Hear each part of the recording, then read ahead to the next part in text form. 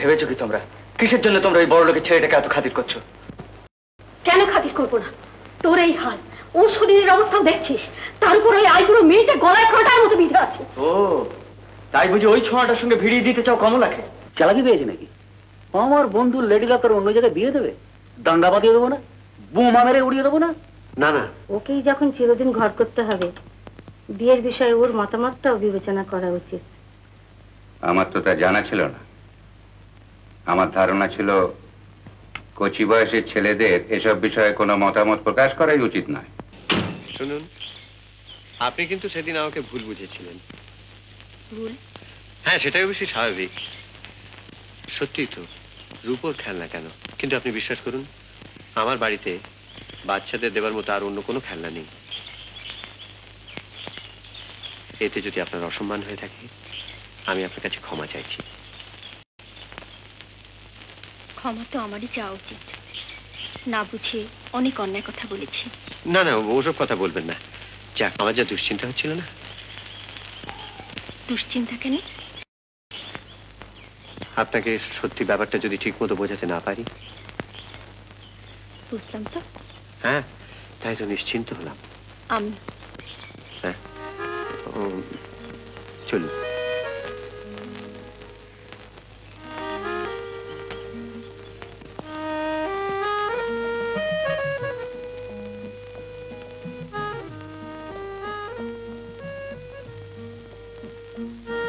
আপনি কি আমার উপর অসন্তুষ্ট হয়েছেন? অসন্তুষ্ট হব কেন? আপনাকে এভাবে এখানে নিয়ে এলাম বলে? না। তাহলে চুপ করে আছেন যে? কি বলবো? যা হয় কিছু বলুন। আপনি বলুন। আমি? হ্যাঁ। জানেন, আপনার জন্য আমার অনেক ভাবনা হয়। ভাবনা কিসে? কত কষ্টে মামার বাড়িতে পড়ে আছেন, সংসারের সব কাজ আপনাকে করতে হয়, তার উপর দিন রাত মামির বকুন। ওসব আমার হয়ে গেছে। কিন্তু এভাবে কতদিন চলবে? যতদিন চলে। না। কি না? এভাবে চলতে পারে না। সবকিছু মুখ বুঝে শুয়ে ওখানে পড়ে থাকার কোনো মানেই হয় না। তাহলে কি করবো? কোমর বেঁধে মাইমার সঙ্গে ঝগড়া করবো? না না, সে কথা আমি বলছি না।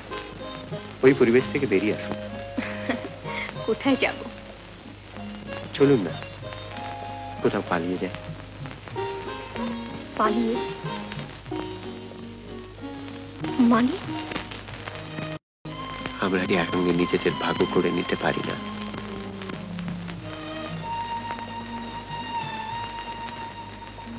কমলা, আমি অতি সাধারণ মেয়ে, সাধারণভাবেই বাঁচতে চাই। আমাকে বিশ্বাস করতে পারছো না? না না, তা নয়। তবে? নিজের ভাগ্যের উপর আমার বিশ্বাস নেই, তাই ভয় হয় আমার সংস্পর্শে যদি আপনার কোনো ক্ষতি হয়। তা যদি হয়, তাও আমি মেনে নেব। একজনকে সুখী করতে চেয়েছিলাম, সেটাই হবে আমার কাছে সব থেকে বড় সান্ত্বনা। না না, এতটা আশা আপনি আমাকে দেবেন না। সব মামার আশ্রয় আছে, হয়তো সেটুকু এর জন্য হারাতে হবে। বেশ, আশ্রয় দেবার মতো ক্ষমতা যেদিন হবে, সেদিন আবার তোমার সামনে এসে দাঁড়াবো।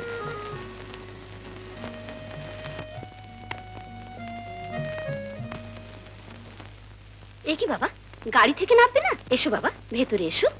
আজ থাক, আরেকদিন আসবো। আজ একবারটি না নামলে কিন্তু মনে বড় কষ্ট পাবো।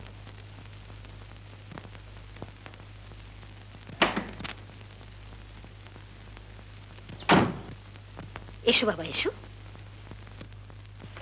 তোমার নামই তো রতন? দিলুমিনা তো একেবারে রতন না বলতে অজ্ঞান। ওরা বলে তোমার মতো লোকই হয় না। এসো বাবা, এখানে একটু কষ্ট করে বসো। মিনা, দিলু ওরা কোথায়? ওদের কথা আর বলো না, হয়তো কোথাও খেলতে খেলতে গেছে, এই আছে। ওরা কিন্তু বড় ভালো। আমাদের কমলা বড় গুণের মেয়ে বাবা, ভালো গান জানে, স্কলারশিপের টাকায় কলেজে পড়ে। নইলে আমাদের সাধ্য কতটুকু যে ওকে কলেজে পড়াই। ওরে কমলা, কোথায় গেলি? রতনের জন্য একটা চা করে নিয়ে আয়। না মাইনা, আজ চা খাবো না, আরেকদিন এসে খেয়ে যাবো। আজ চলি। আচ্ছা বাবা, আবার এসো কিন্তু।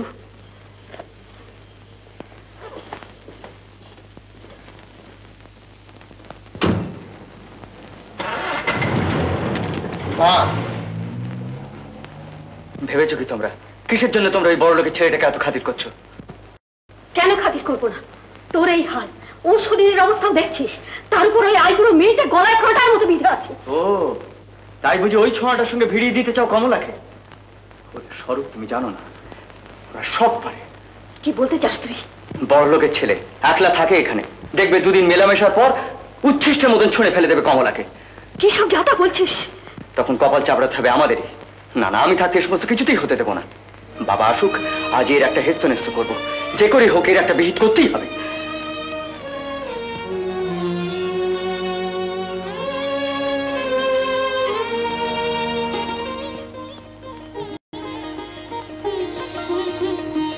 দিলু, হ্যাঁ দিলু, কি রতন দা, ছুটছিস কেন? ওরা যে সব এসে গেছে। কারা? ওই যে দিদিকে দেখতে। দিদিকে দেখতে? কেন? বারে দিদির যে বিয়ে হবে। বিয়ে হবে? তাই তো খবর কিনতে গেছিলাম, যাই দেরি হলে আবার মা বলবে।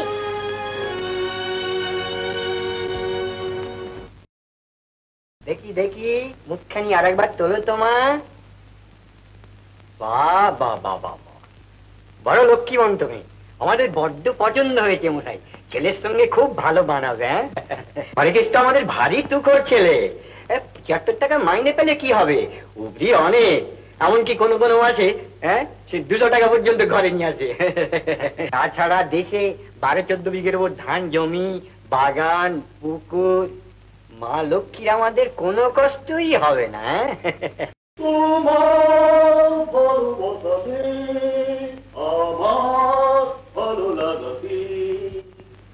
চাইলো গোলাপ একটি ফুলের নাচন। রে আবেলায় সুটকেস বুঝছিস কেন? কোথায় যাবি?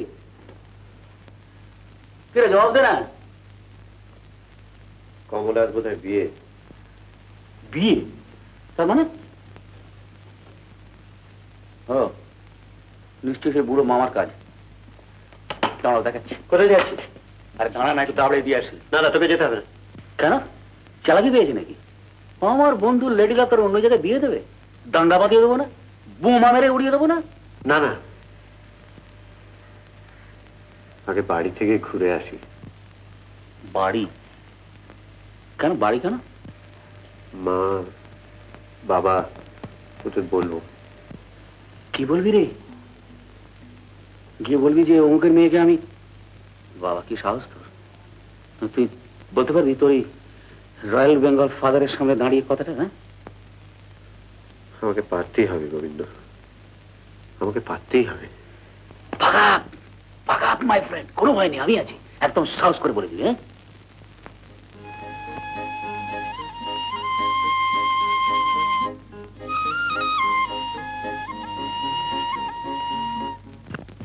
রতন তো বলছিল কি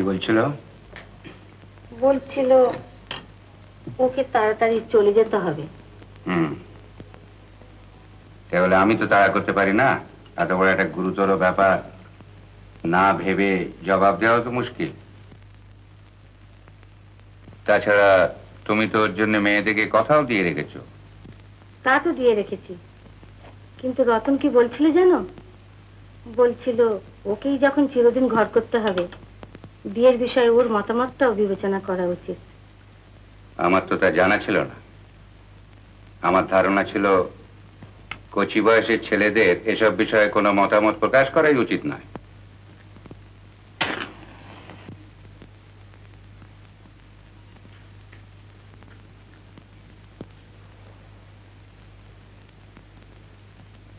তা খোকা যখন এখন সাবালক হয়েছে, তখন তার কথাটাও ভেবে দেখা উচিত বই কি। চললে নাকি? কতগুলো জরুরি কাজ আছে, খোকাকে বরং ও ঘরে পাঠিয়ে দিও।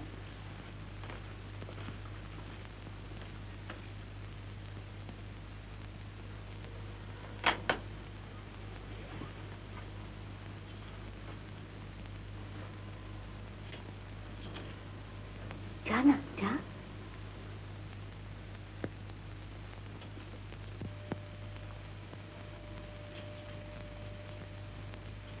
আমি জানতাম তুমি এখনো ছেলে মানুষই আছো, কিন্তু দেখছি যথেষ্ট সাবালক হয়েছ।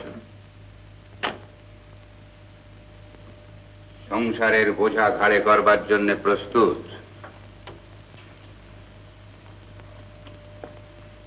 আমার কর্মজীবনে তোমার কাছ থেকে কিছু কিছু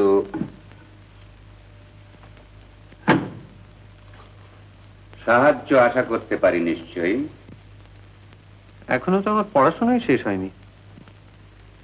হয়নি হয়নি আমি জানি,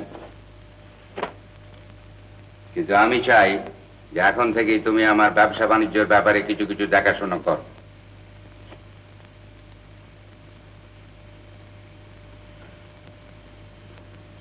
তুমি গিরিজা শঙ্কর বাবুকে চেনো নিশ্চয়ই? আগে হ্যাঁ, দু একবার দেখেছি। আমার কতগুলো প্রাইভেট কাগজপত্র তাকে দিয়ে সই করিয়ে আনতে পারবে? আগে হ্যাঁ, পারবো। Good, very good. হ্যাঁ, নাও কালই গাড়ি নিয়ে বেরিয়ে পড়ো। ইতিমধ্যে আমি তোমার ব্যাপারটা একটু ভেবে চিন্তে মনস্থির করতে চাই। আর শোনো, ওই কাগজপত্রগুলো তুমি একবার পড়ে নিও।